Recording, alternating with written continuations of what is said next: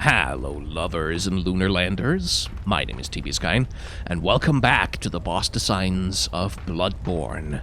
So, last time we found Queen Gehrman deep in the Chalice Dungeons, which was a bit of a surprise. I didn't think I'd find anything that lore relevant that deep in the Chalice Dungeons, but we did, and now we're back on the Hunter's Dream, which continues to be on fire for whatever reason. Gehrman is waiting for us beneath the something or other, but I've decided to ignore him because he's ignored me the whole game, so why should I care about what he has to say?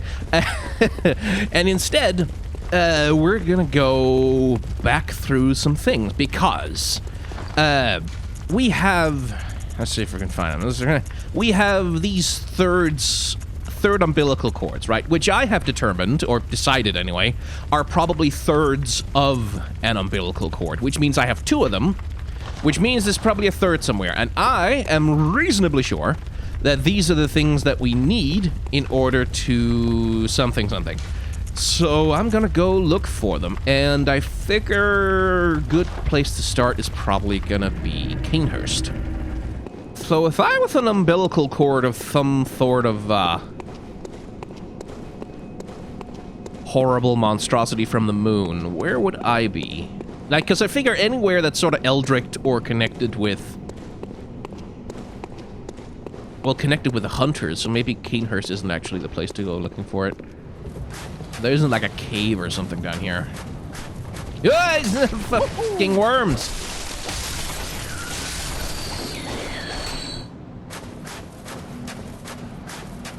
And nothing that we can see. No. Just a pit full of worms. Okay, so it's like Twitter down here. Okay, well, I haven't found anything, but the question is whether that means there's nothing here, or whether I just didn't find it.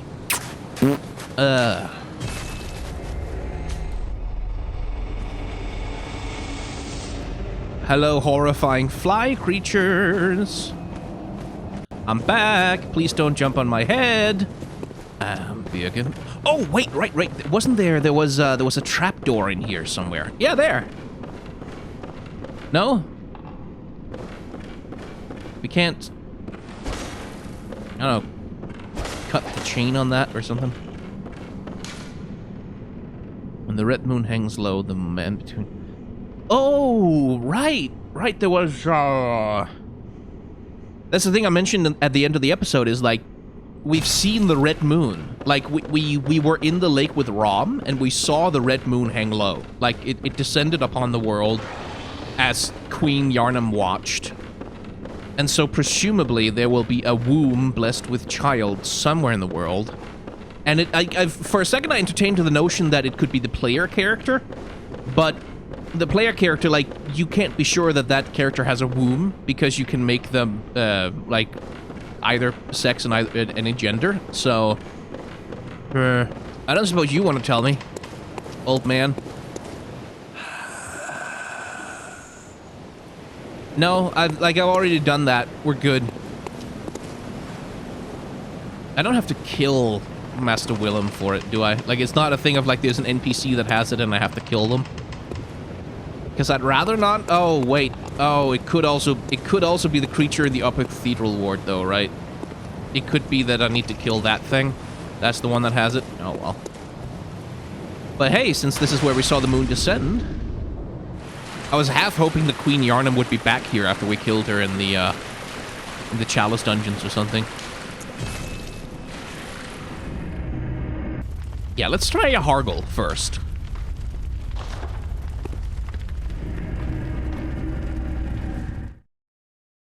And see, because, like, I don't think I have explored... I feel like I'm missing something in Hargle. Because, like, there was that area, like, when you run towards the One Reborn up on the right, where you can go, like, there's this pool thing that you can teleport in. And I'm not 100% sure I've explored all of that. I guess I could jump down on... Hey, hang on. I could jump down on top of the elevator and What would that do? Would that do anything? It can't be in the Nightmare Frontier, right? Like, it can't be in there. No, that wouldn't make sense. Well, it would make sense, actually, kind of, but I'd rather it didn't. Because the Nightmare Frontier is somewhere we have not explored fully at all, because I was kind of just eager to get the hell out of it, because of the poison water and the slud creatures on the ground. Would really rather not, to be honest. Let's just go back to Gehrman then. Since we're close to the end, we might as well take a nostalgia trip. That reminds me, has anyone seen the Bloodborne PS1 demake? Like there's this game dev who's working on like a demake for Bloodborne as though it was made on PlayStation 1. Looks fucking amazing. Like when that they're not planning on doing the whole game obviously, but once that demo comes out, definitely playing that because like God, that's cool. Oh. Back again. Any news of my sister? Oh, right. Yeah, no. Oh. Nope. She's Sorry. really Nope. Haven't seen her. Don't know anything about her. She's fine. She's cool. Everything's fine. Don't worry about it. Man, Gehrman killed like a lot of villagers before he finally turned.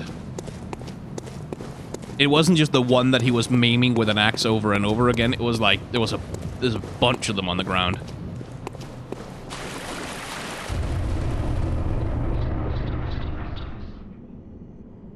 What just happened? I just gained insight.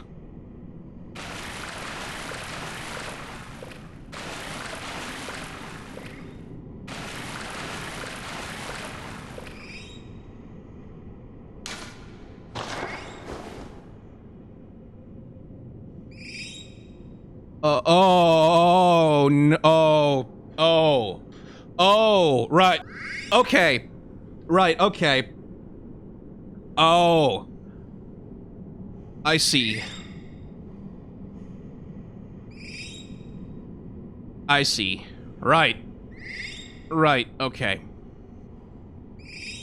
Oh, no. Because she was in the cathedral, and she was bending, sort of like, oh, there's something, like, she was like, oh, there's something wrong with, she was, like, clearly physically unwell. Oh, no.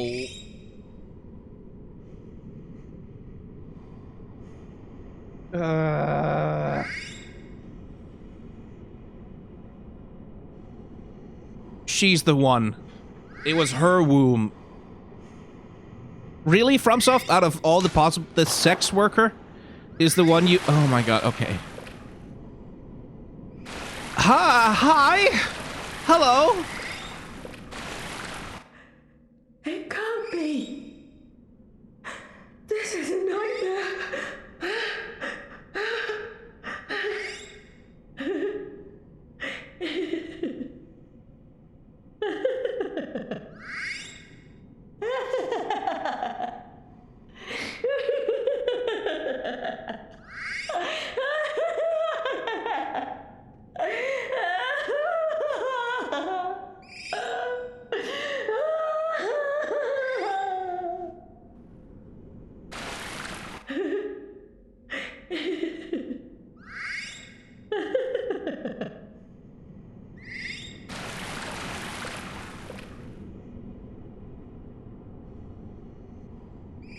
So does this mean that... God. I have to... Really?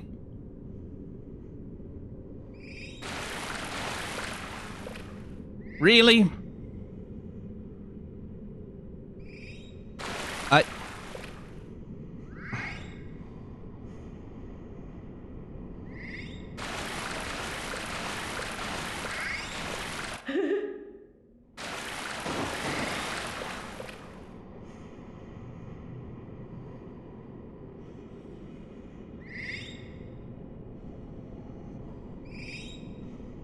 Really?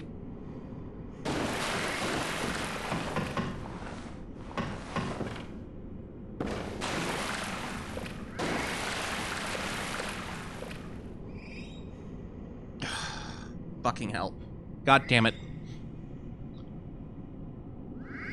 God damn it. Because if I'm right, this is where the last bit of the umbilical cord is. Like, she has it.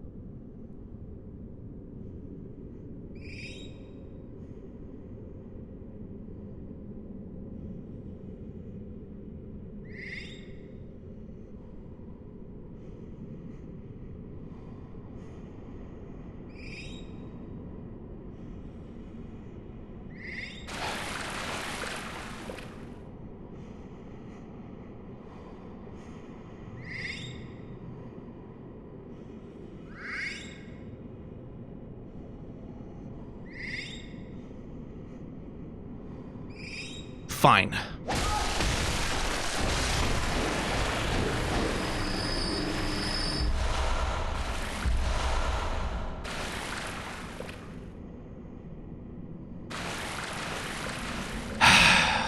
Well, that sucked.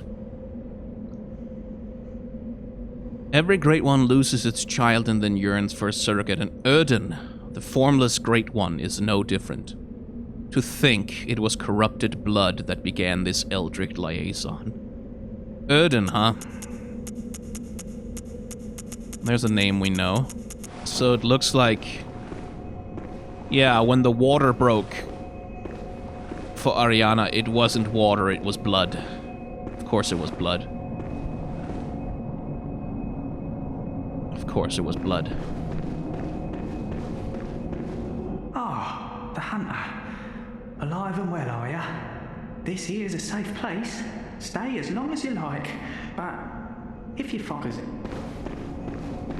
Safe place indeed. Yeah, I'm not feeling good right now. I'm not... like... it's not fun, in the traditional sense. It's interesting. It's very interesting. It's fascinating. It's just...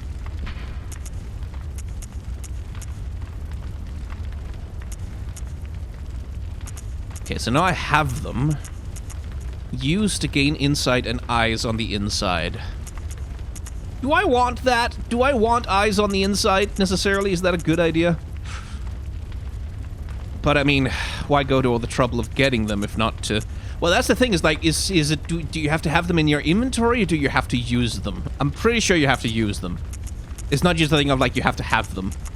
Because it's not like boss souls in Dark Souls, where it's like you have to have them in your inventory and then you can use them for... I think you need to use it.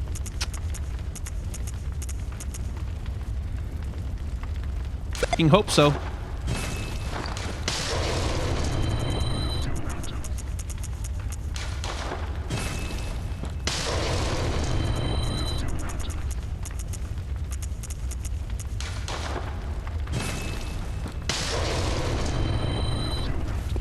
Which leaves us with no more loose ends, I think. It is a blind playthrough. At some point you have to accept that if you're gonna miss something, you're gonna miss something. Oh, well, now this is something.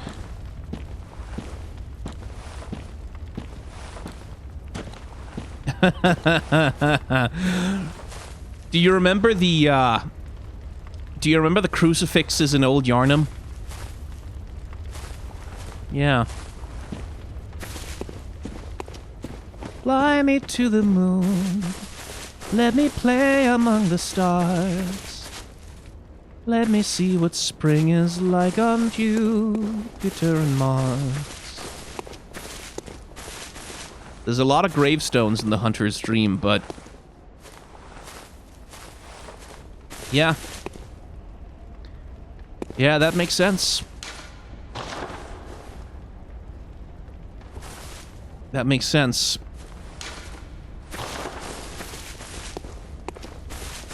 So... good hunter. You've done well. The night is near its end. Now, I will show you mercy. You will die, forget the dream, and awake under the morning sun. You will be freed from this terrible hunter's dream.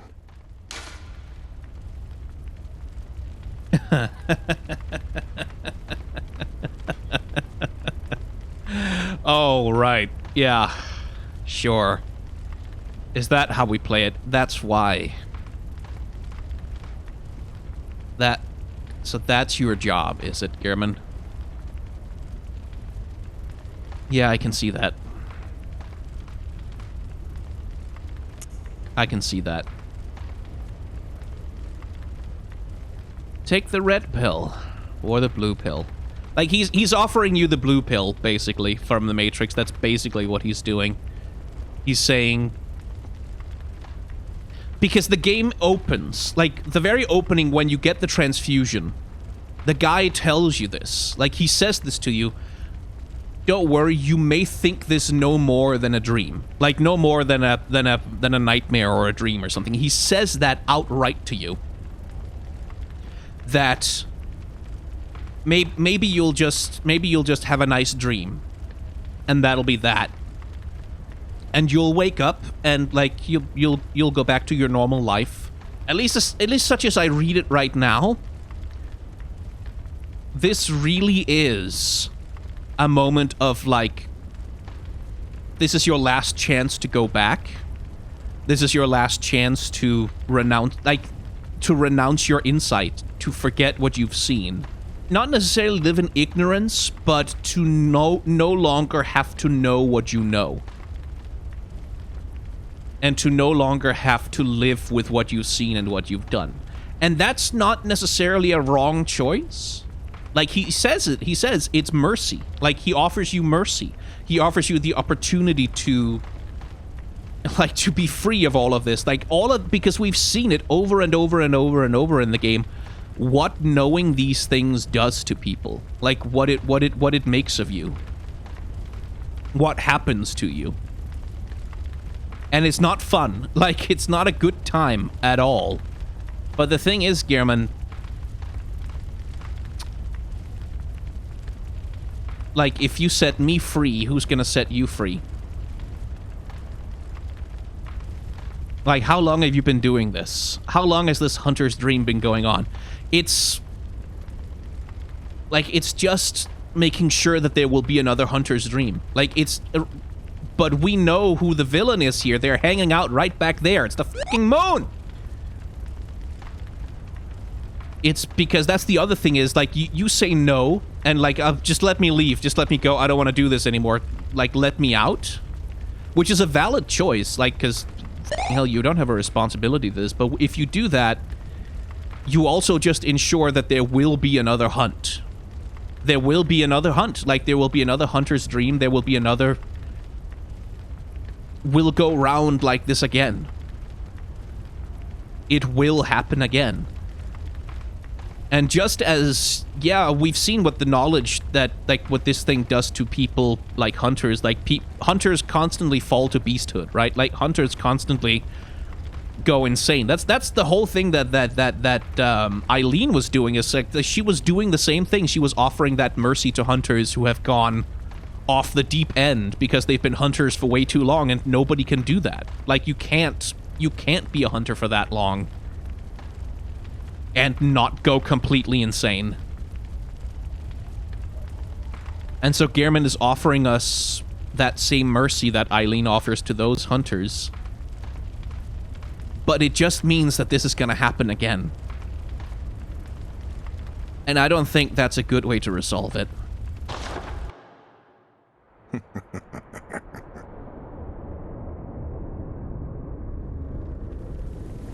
Dear, oh dear. What was it? The hunt? The blood? Or the horrible dream?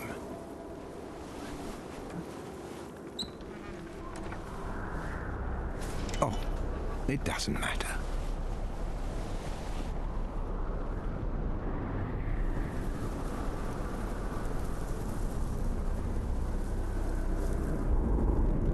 It always comes down to the hunter's helper to clean up after these sorts of messes.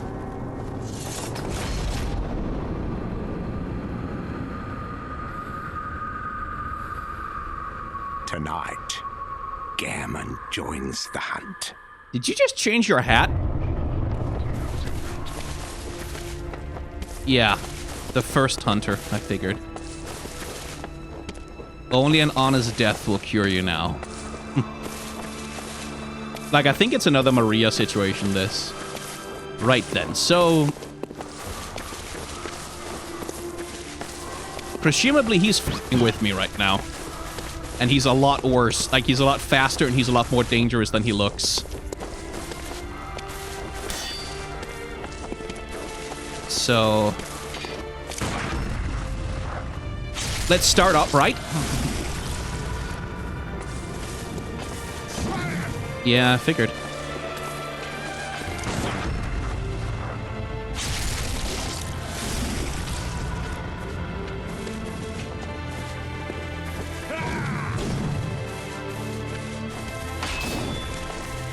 Okay, so now you have your gun. Yeah, I figured.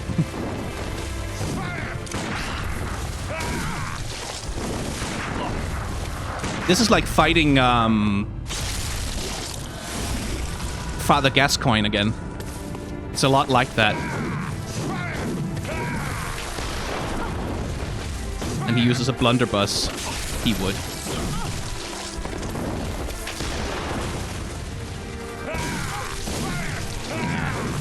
Okay, timing is a little rough on that.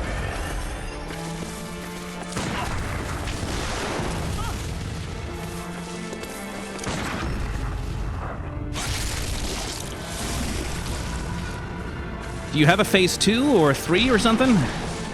Ooh, okay. Yeah, looks like it. There we go. This is the real fight, I have to imagine. Yep. Whoa, okay, don't do that. Yeah, he's getting power from the moon.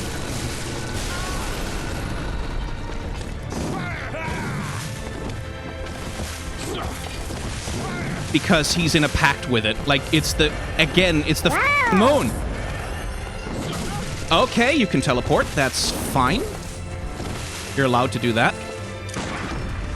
I'm allowed to do this, too.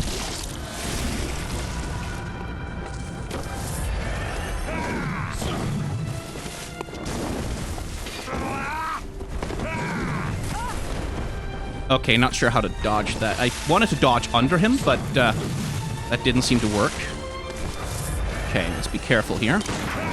Yeah, okay. Fair enough. Damn it! I hate those double hits when you get it and then you don't get it. He just pulled me in, didn't he? Yeah. The night and the dream were long.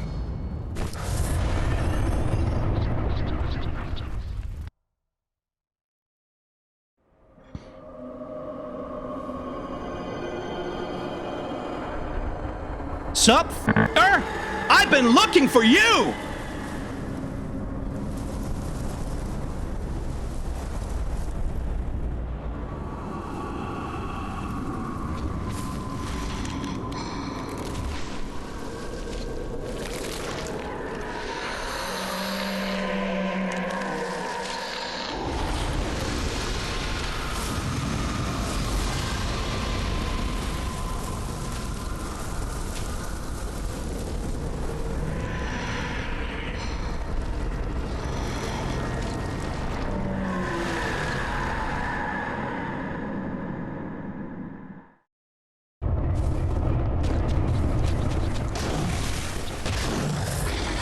Moon presence.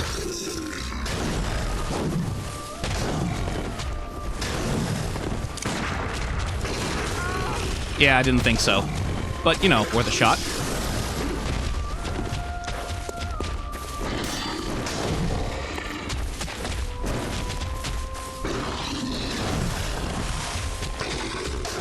Okay, you're a little difficult to read. Not impossible, but oh my god. Would you stop making my camera spin like that? That's very, very unpleasant.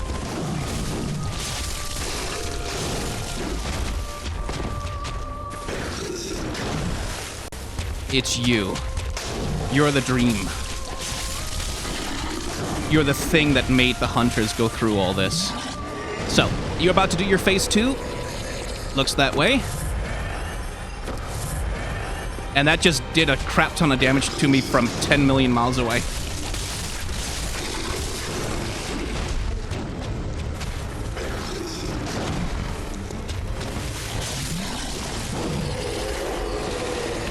Don't know what that is. Don't want to get hit by it.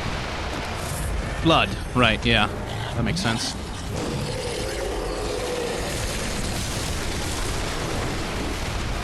Hey, got away from most of that damage. I would like you to not do that. I can't heal, because it's blocked my healing right now. Okay.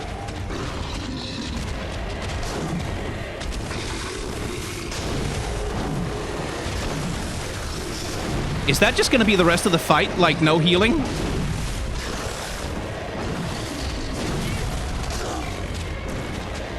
Okay, well... Right, okay, so it can just do that thing, and then you can't heal. Round 2. Oh. You made me immortal. Did you think I wasn't going to come back?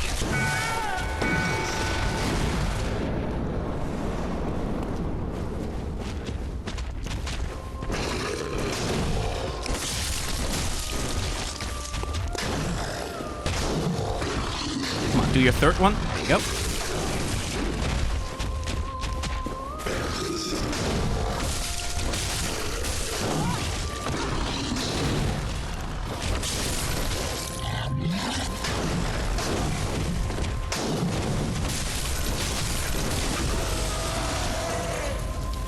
Suck it!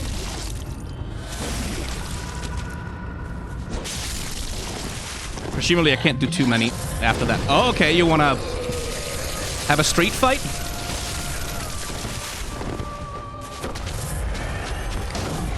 Because, like, forcing you to do that thing, like, forcing you to attack it also costs it, like, a long recovery time.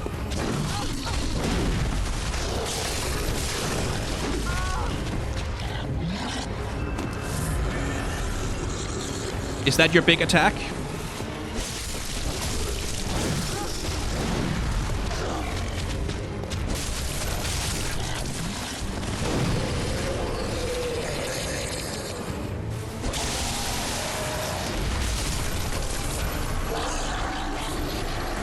And stay down!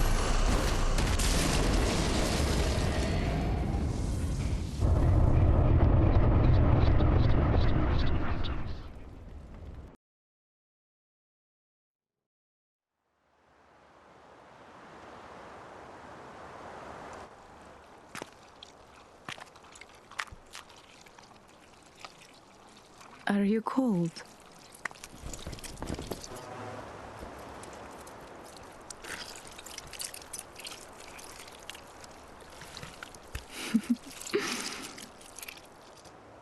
Oh, good hunter.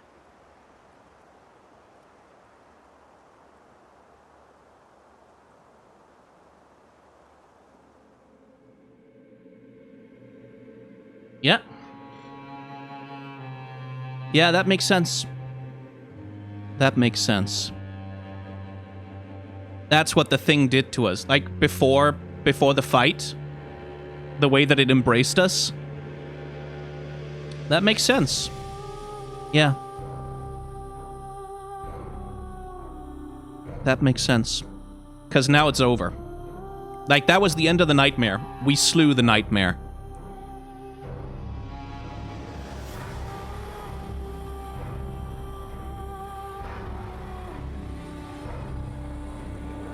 But yeah, that makes sense, because, like, now at the end, like, we basically achieved what all the other organizations, like, what the Choir and the School of Mensis and all of them, what they all couldn't do, which is to, well, to ascend, to become a great one, as it were. And in so doing, we are transformed into little more than a worm. Like a squid or a worm or something.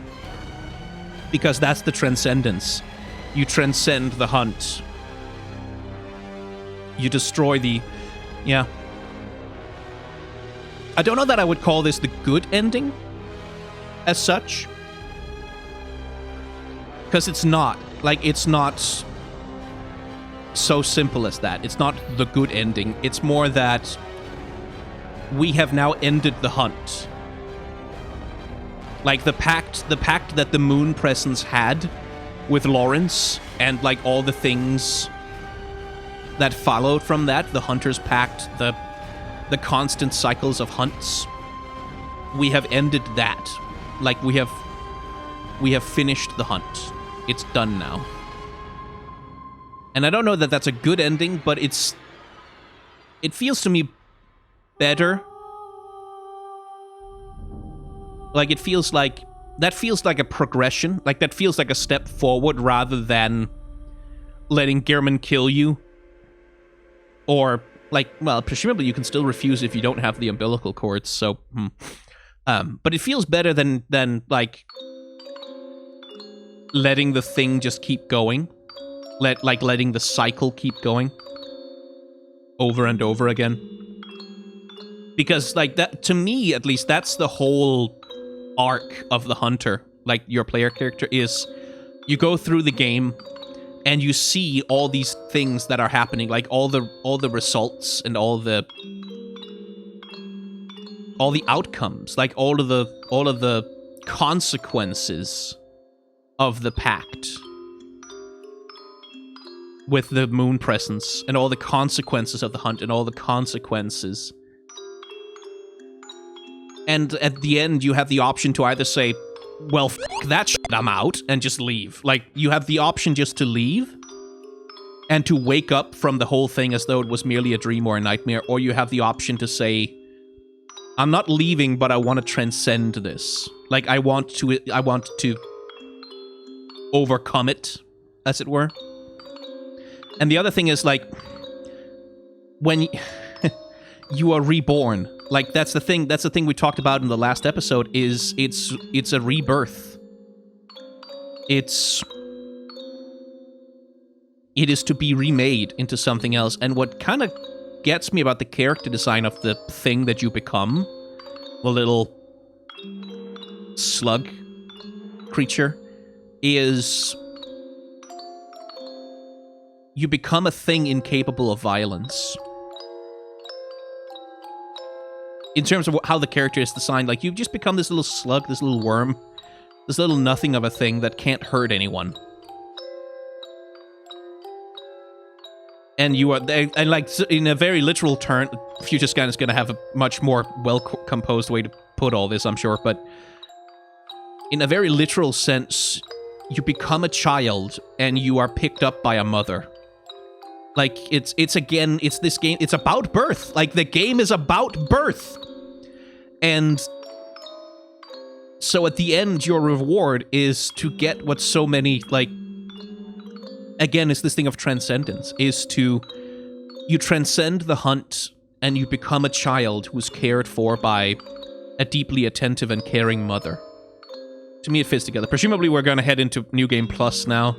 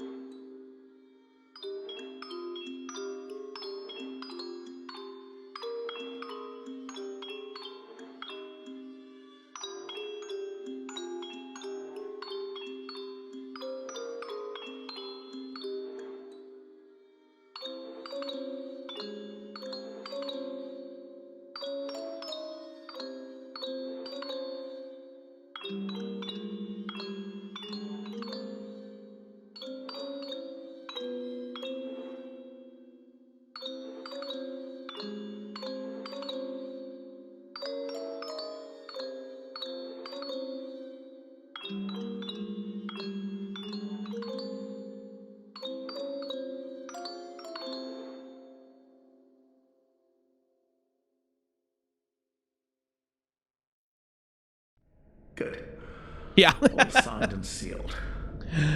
Well, Now, let's begin the transfusion. and that also, like, to me, that's funny because that also kind of works. Whatever happens, you may think it all a mere bad dream. Like, that's the thing is, like, in Dark Souls 1 and 2, the whole, like, New Game Plus kind of didn't make a lot of sense as such, because, like, you have this complete arc, you go through it, and it's like, New Game Plus is, like, clearly a game mechanic, but here it kind of feels a little bit like, oh, yeah, no, like, because it was all a dream, right? Like, if we are to understand the game as a dream, then it kind of makes sense, like, that you go through these cycles and cycles of nightmares over and over again. Like, it at least thematically it makes a little bit of sense. I don't think it's necessarily meant to be taken too literally. Well, that was Gehrman, the first hunter, and the Nameless Moon presence. And that was the boss designs of Bloodborne, I think. Well, we have a few things still left to go before we're quite done, but that was a blind playthrough. Can't ever do one of those again, which is kind of sad because this was a hell of a game to play blind. Well, mostly blind. You know what you did, people in the comments.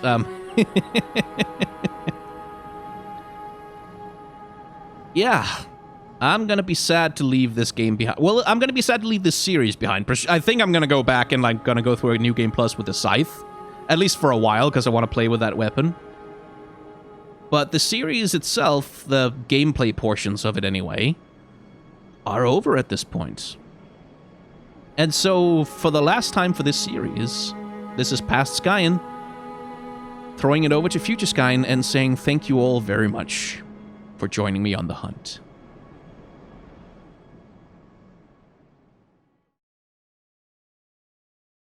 Well, thank you, Past Skyen. It's been some months since you recorded this.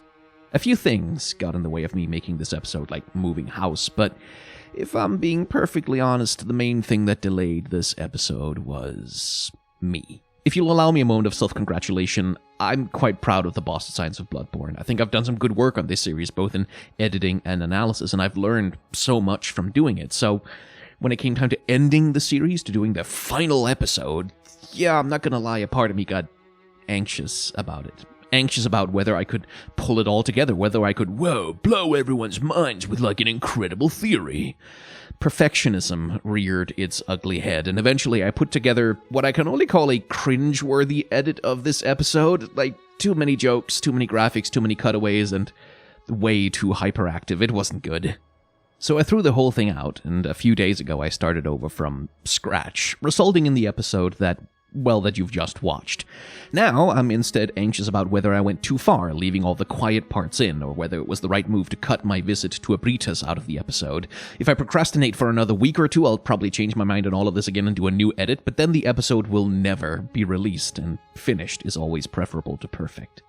All of this is to say, thank you very much for watching this series. Thank you for indulging me, thank you for your patience, and thank you so much for engaging with it the way that you have. Not only did 110 people send me submissions for the Many Meanings of Bloodborne essay collection, which I'm editing right now, but the comments of these videos have consistently been full of interesting, engaged, and often critical reactions to my own interpretations. It's hard to explain with words just how gratifying it's been to see that. Anyway, that's enough preamble. Let's try and get to an actual analysis, shall we?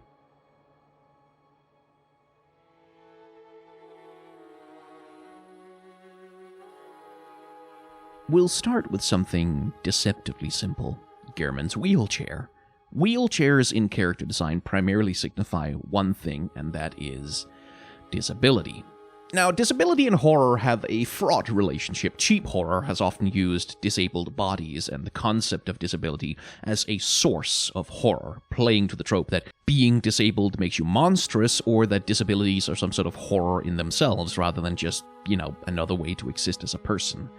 Bloodborne isn't exempt from this. We saw some of that disability as horror in the research lab, but with the wheelchairs, interestingly, I think the game is playing a different Game, that wasn't a well-formed sentence. Essentially, the wheelchair in Bloodborne is an invitation to underestimate its occupant. It's a joke that the game is playing on you by using your assumptions against you. Aw, this old man in a wheelchair can't possibly be any kind of a threat. Oh my god, he's got a gun! The player assumes that disability means impotence, that disability means harmlessness, and we are punished for our hubris. This is certainly the case with Gehrman, who exists for most of the game as a soft-spoken and cryptically helpful old man dispensing hints from his wheelchair. Everything about his character design, from his beaten-down old hat to his cane to his peg leg to his raggedy clothes, is designed to tell you, harmless old man. Hence, the design changes when he rises out of his wheelchair. The battered old hat literally stiffens with potency, and he dons a long black coat whose tattered edges suggest the wings of a great bat. Between that and his enormous scythe, Gehrman goes from dodderin' old granddad to literal embodiment of death in just a few visual moves. And yet, I don't think it's just a joke that the game is playing on you. I think there is a point to dotting the game with enemies who are old men in wheelchairs. In the research lab, the fact that it is these old men running the experiments and the asylum tells you something about who is in charge of the healing church, and the fact that basically every elderly person in the game that you meet is wheelchair-bound does say something about the world that you are in. If you get to old age in Yharnam, your body will be disabled by the strains of your life, but even in old age you get no peace. You are still bound to the violence of the hunt. It's true of the old men with miniguns and flamethrowers, and it's true of Gehrman. The common myth of wheelchairs is that they are a kind of imprisonment for those who use them, that wheelchair users are confined to a wheelchair. This is not really true. Wheelchairs don't imprison people, they empower them to go places where otherwise they could not, especially if the rest of us show some basic courtesy and build ramps in our damn infrastructure, cough, cough. But as a visual signifier in character design, the wheelchair is usually understood to mean this character is confined, this character is trapped and tied to this object. This is part of the reason why in real life people sometimes get angry when wheelchair and mobility aid users get up and walk without it. We're so used to thinking of wheelchairs as a prison that we assume anyone who shows a hint of mobility without one must be lying about needing it at all. And through the lens of the wheelchair as an imprisonment, I think there is a point to putting Gehrman in that wheelchair. I think it does signify a kind of disability, specifically his inability to escape the hunter's dream. I think it is a visual representation of the entrapment of the pact that he has made. But he offers us mercy. He offers us an escape, a way out that he can never take. He's the first hunter, and he's determined, it seems, to also be the last. I note a couple of things about his boss arena. First, it is a field of white flowers in a circle of graves. Much like Gehrman with his scythe, these are very on-the-nose signifiers of death. Second, the crucifixes. Remember how in old Yharnam that crucifixes had been erected with burning beasts on them, seemingly as a warning to the old Yharnam beasts not to leave? Crucifixes fundamentally are that, a form of propaganda. They are a warning. Stay in line, or we nail you up here. They're also a potent symbol of something else, though, which is martyrdom. The most famous example of this, of course, is the execution of Jesus of Nazareth by the Romans, which in Christian lore became a sacrifice to redeem mankind of original sin. It was also how the leader of a Roman slave rebellion, Spartacus, and his followers were killed. Their bodies were strung up along a major Roman roadway to warn anyone else against fomenting rebellion among the lower classes. The crucifix is a warning, which backfires when the intended symbol of terror becomes a symbol of inspiration. Karl Marx called Spartacus the most splendid fellow in the whole of ancient history, and we know him today, not entirely accurately, as a great campaigner against unjust oppression, especially slavery, and that crusade against unjust oppression, the martyrdom that he undertook in that fight, is symbolized by the means of his execution, which is the crucifix. All of which is to say, when we meet Gehrman in a field of graves of his fellow hunters, and he offers us an escape from the nightmare which he himself can never leave, and when that nightmare was spawned from the original sin of killing Mother Koss, I don't think it's an accident that it happens under the watchful gaze of crucifixes. Gehrman is, or perhaps thinks of himself, as a martyr for the hunter's dream, a caretaker bound by duty and compassion whose self-sacrifice redeems others of its sins. It's a beautiful sentiment from the old man. What a pity that it's a lie.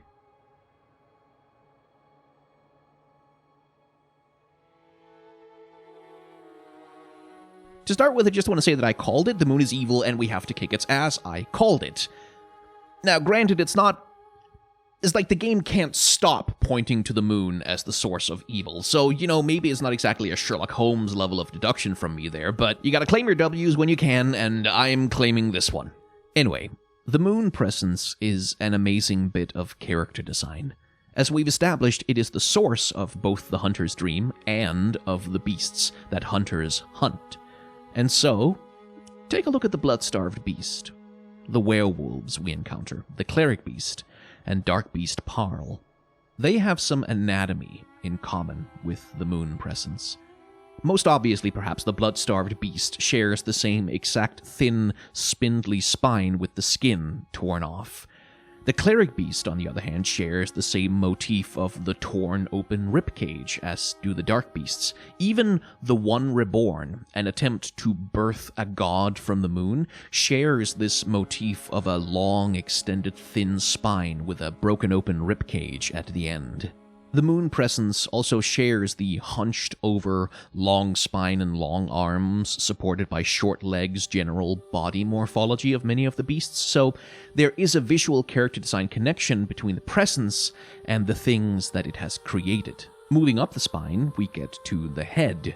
Now, in-game, it's mostly like a squid-like mass of tentacles, but in the concept art, they take on a very different aspect. There, they look like roots. Which again is a little bit on the nose. The moon presence is the root of the issue. Do you get it? Haha. But also, look at its face for a second. And now look at Rom. The moon presence too is a parasite, and its tails especially look like the distressing hooked tentacles of some parasitic heartworm, at least to me. You can also look at its tentacles and vestigial wings and compare it with Ibritas and the cosmic fetuses. Once again, there are design parallels, there are visual connections. Now, in the lore, I'm sure there are explanations for the visual connections between the old ones. They have a common origin, they're cosmic horrors from beyond the stars, whatever. But the visual storytelling of the character design is that everything is connected, that everything we have seen so far leads to this thing.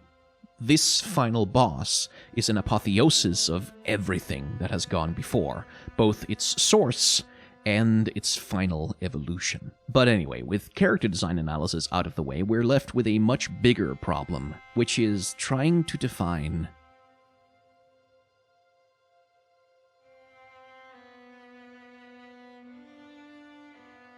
I have a fairly complete reading of Dark Souls 1 in my mind. It is about mythic cycles, and as the chosen undead, you either enable a ritual of human sacrifice designed to perpetuate a mythical golden age, or you lead the world into the uncertain dark of a different future. Dark Souls 2 is a journey through the stages of life, a series of identity crises mediated through a sort of Dante's Inferno-style walking tour of all the ways a soul can go wrong, culminating with your character both achieving full personhood and, having completed their journey, dying as a complete person. Now, as we've discussed extensively in this series, no piece of art has only one meaning or one theme. Art can have many different meanings to many different people simultaneously, and they can all be some kind of true. But I know what my readings of Dark Souls 1 and 2 are. I know with clarity what they mean to me. Bloodborne, on the other hand, is a different, beast. Perhaps appropriately for a game that is styled after dreams and nightmares, Bloodborne's meaning to me is fluid. I had one reading 4 months ago, I have a different one now, and in the time in between, I've had half a dozen other hot takes on what this game means to me. And part of what gave me some anxiety and what has had me rewriting the script over and over is that even now I don't feel settled in drawing out any one conclusion from the story that we've been through. Every time I sit down and try to construct a grand unified theory of this game, even one that only has to be true to me, it falls apart on the winding garden paths of interpretation. Bloodborne is an allegory about how cycles of violence makes monsters of their victims. Bloodborne is an exploration of the limits of science and the horrors that arise when it pushes beyond its boundaries. Bloodborne is a story about how humans cope with existential dread. Bloodborne is a retelling of Plato's allegory of the cave. Bloodborne is a meditation on gender identity dysphoria and the inherent horror of being embodied in flesh. Bloodborne is a pro-abortion metaphor about the right to choose. Bloodborne is a dire warning about class conflict and the ravages of capitalism. Bloodborne is an indictment of Catholicism and Christian white supremacy. Bloodborne is a shitpost about how much menstruation sucks. I could write an hour-long script about any of these. They're all true, and they're all not quite sufficient. I'm going to try and pull some of all of this together. It won't be comprehensive, I'm not entirely sure it'll be coherent, and as a content warning, we are about to discuss subjects like violence and forced pregnancies and abuse. Having said all that, we can start with a question. How do you end violence? On the night of the hunt, the hunters hunt the beasts to cleanse the streets and safeguard the people. And as the hunters hunt the beasts, they themselves become ever more beast-like and eventually go mad with the sweet scent of blood.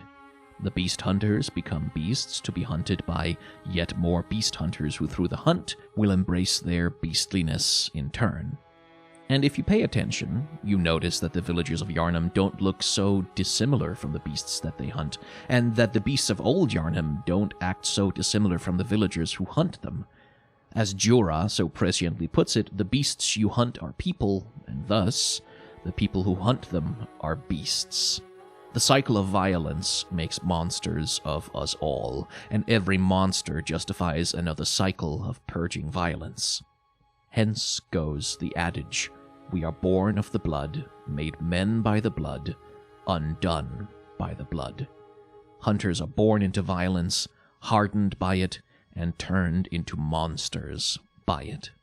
Fear the old blood, the cycles of violence that came before you, and which dictate the terms of your life in ways that can be impossibly to truly comprehend from the inside. How do you end violence when your existence is defined by it? Through this lens, Bloodborne proposes the following: that escape from violence must come through insight, through an opening of the eyes to the underlying truths of the world. As you gather insight, you see things more clearly for what they are. You see the eldritch corruption of the church, the hovering influence of the amygdala. You see the pale moon turn red with blood. But just knowing the truth isn't quite enough. Plenty of people in the world of Bloodborne know the truth, and rather than free them, it drives them mad or steeps them ever deeper in the blood. Everyone pursuing eldritch truth in Bloodborne is ultimately trying to do the same basic thing: escape the cycles of violence. The School of Menses, the scholars of Byrgenwerth, and the choir all correctly surmised that the only way to escape having your fate controlled by the blood is through transcendence, that you have to fundamentally change your own nature to do it. But in pursuing that transcendence, rather than break cycles of violence, they merely established new ones. Yahargul, with its abductions of raw flesh from which to craft a new god, the choir, with their experiments and laboratories and forced operations and forced pregnancies. They imagined themselves becoming all-powerful new gods to rule over the violence rather than to end it. They tried to become like the moon presence, and in fairness, in all the cruelty and the spilling of blood they undertook to do it, they succeeded. So what's the real answer then? How do we transcend the violence? Well, We do it not by chasing power, not by seeking to separate ourselves and become supreme beings apart from it, but by confronting it. The moon presence is a god that rules from within our dreams, and so the root of the problem is within ourselves, within the shapes of the dreams that we dream. In overcoming it, we transform not into a towering, unknowable god beast, but into something that can do no more violence, something harmless, something vulnerable, something which depends on the care and love of another. That is the antidote to violence, ultimately. Reject vengeance and aggression. Reject dreams of power and domination, and embrace weakness, vulnerability, and care. And that's a nice theory, isn't it? Nice and kind of sappy, very on brand for me, but there's a problem. This reading assumes that you have agency, that you can not only participate in the violence, but that you have some power over it, and not everybody does. In a cycle of violence, most people aren't empowered agents. They are victims. This is demonstrated nowhere more clearly, I think, than in the cases of Ariana and Queen Gehrman. When the red moon hangs low, the line between man and beast is blurred, and when the great ones descend, a womb will be blessed with child. What a poetic way to refer to rape. There's a theme in Bloodborne's horror around pregnancy. Most obviously in the case of the choir, who forcibly produce aborted fetus after aborted fetus in their eugenicist drive to produce a desirable kind of humanity. I don't think it's an accident that the celestial emissaries look like children.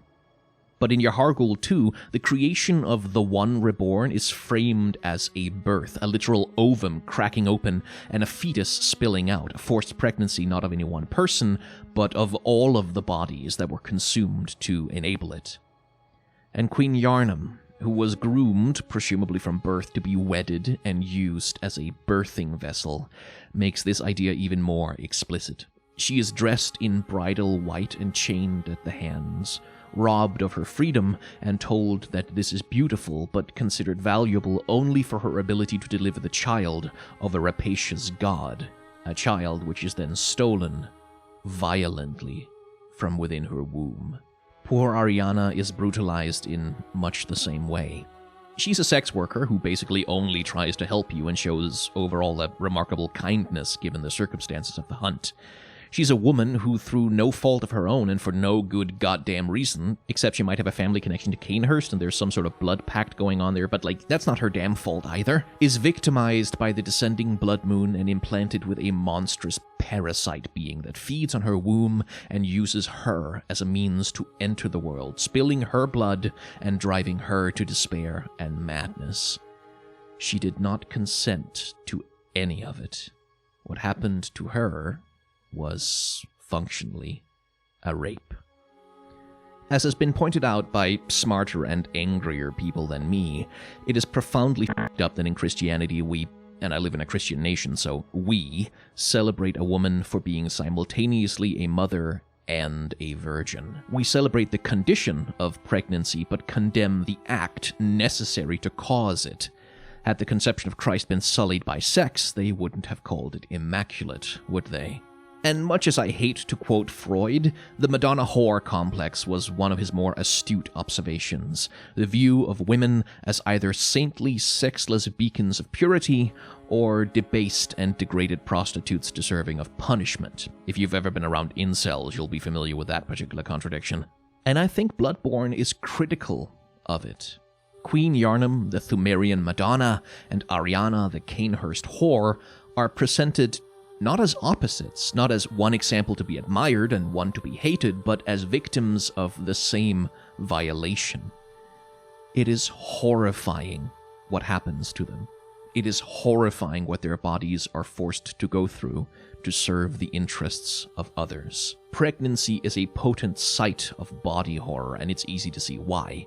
The distinction between a fetus and a parasite is largely semantic. They are both things that grow inside you, that feed on you, that manipulate your body to their own ends, and birth, while yes, it can be beautiful and life-affirming and poetic and all of that, is also bloody and painful and violent. We forget it in the days of modern medicine, but it wasn't that long ago that one of the most common causes of death for women was childbirth. In some parts of the world, it still is. And Bloodborne is clearly about this. It's clearly concerned with it. The violence done to women's bodies, and to any body that has a womb, really, is a major theme running through the boss designs of the game. Which is where my first reading falls short. Victims of violence don't always get to have agency, and in fact, one of the major functions of violence is to take it away. It's all well and good for the hunter to transcend the cycles of violence by physical transformation, but where does that leave Ariana? What's she supposed to do? What moon presence is she supposed to confront to find her freedom? And in a much darker angle, it isn't lost on me that in order for my hunter to transcend the cycle of violence, I had to visit brutality on the body of a woman, and like the Thumerians stole Murgo from Queen Gehrman, I took the umbilical cord from Ariana.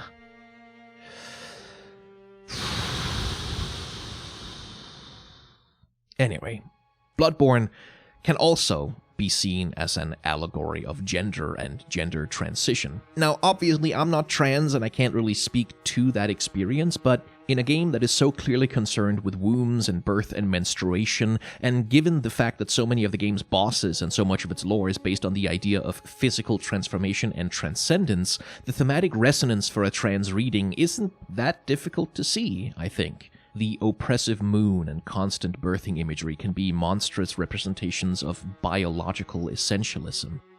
And whether you happen to have a womb personally or not, this struggle against monstrous representations of, as it were, female biology kind of works as a funhouse mirror distortion of the absurd rhetoric that only having a womb makes you a woman. Plenty of cis women don't have wombs, you can get those removed, you know. Or that if you have a womb, you can only be a woman because of high school level biology, which famously is definitely the most true and scientifically accurate version of biology. Bloodborne's battles, thus, and especially the battle with the moon presence, can be seen as a metaphorical struggle against those oppressive forces, a struggle which wins you the prize of your own transformation.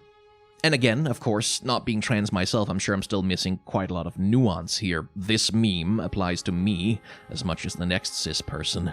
Still, I know that Bloodborne has a big trans fandom, and part of the reason for that, beyond just being a good game, seems to be that it is a game that speaks to their experiences, their desires, and their feelings. Fortunately for all of us, some trans people did write in with their essays for the essay collection, and they'll be part of the wrap-up video I do after the series is done. Anyway, mandatory socialism segment. I've discussed this over the course of the episodes already, but there is a clear element of class struggle to the construction of Gehrman. The city itself is literally arranged in a classic capitalist pyramid, with the few, the rich and the powerful, especially the church, on top, and everyone else arranged in layers of descending privilege beneath them.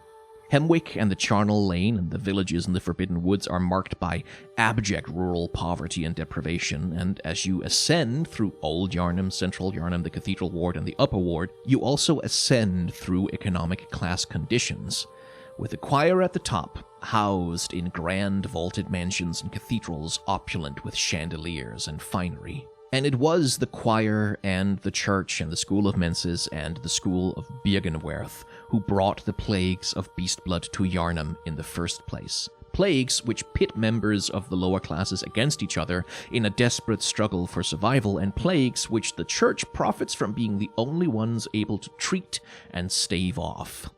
In case you didn't catch the metaphor, the plague is capitalism. The supremacy of the system is maintained by this constant churn of competition for healing, i.e. wages, with the working classes eating themselves and each other to maintain their class positions.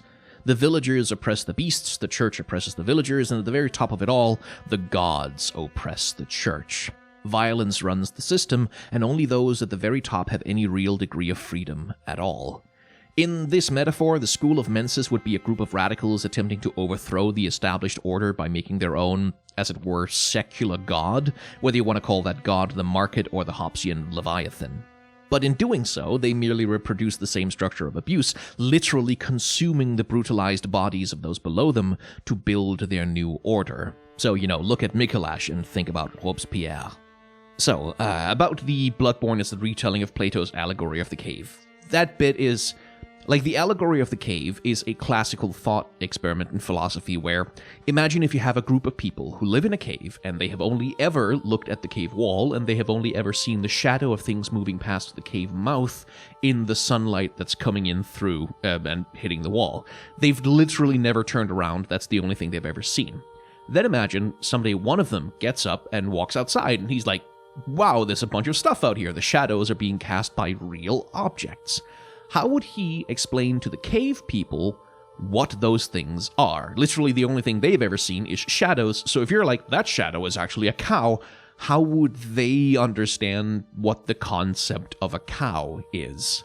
Plato meant it as an allegory about how education and reason is the thing that allows people to perceive the truth about the world, and that's why philosopher kings should rule society, which is a bold stance for a philosopher, but...